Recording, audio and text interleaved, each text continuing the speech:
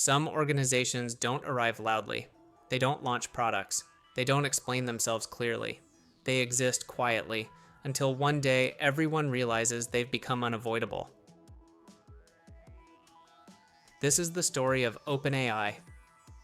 When OpenAI was founded in 2015, it didn't look like a startup.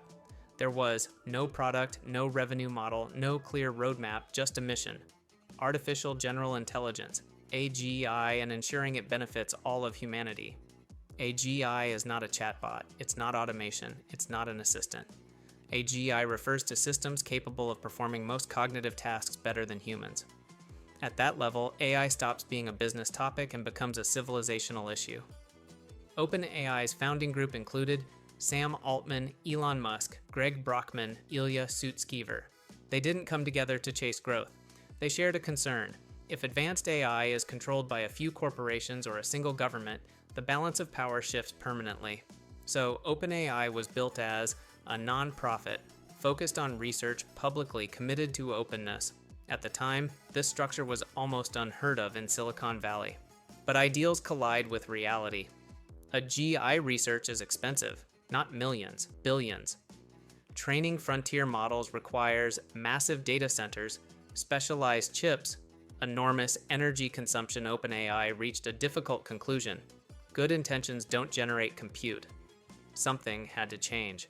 In 2019, OpenAI introduced a new model, capped profit. This meant investors could earn returns but not unlimited ones. Ultimate control stayed with the non-profit board.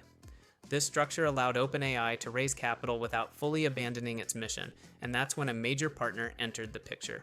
Microsoft invested an initial $1 billion, followed by over $10 billion in later commitments. This wasn't a typical investment.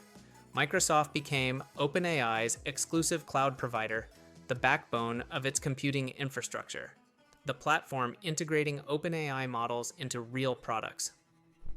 This wasn't just funding. It was strategic alignment.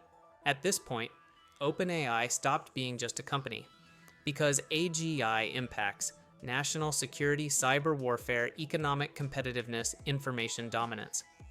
For the United States, one question mattered. If AGI is built, who builds it? OpenAI is based in the US, operates under US law, runs on US infrastructure that made it geopolitically significant. This is why OpenAI executives testified before Congress.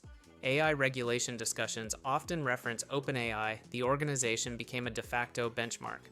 ChatGPT wasn't launched as a revolution, but it became one. Suddenly, millions interacted with AI directly. AI stopped being abstract. A global race began. From that moment on, OpenAI wasn't just a lab, it became infrastructure. And infrastructure always attracts state attention. As influence grew, criticism followed. Questions emerged. Is OpenAI becoming too powerful? Is it still open? Has research given way to products? There are no simple answers. OpenAI exists in a rare position. Idealistic, pragmatic, under constant pressure. History shows these positions are unstable. The real question isn't who gets AGI first, it's how AGI is built. If OpenAI succeeds, it sets global standards. If it fails, development shifts to more closed, opaque actors. That's why OpenAI isn't a conclusion, it's an experiment. OpenAI is not just a technology company, it's a balancing act between speed and safety, power and restraint. And the outcome of that balance may shape the next era of human history.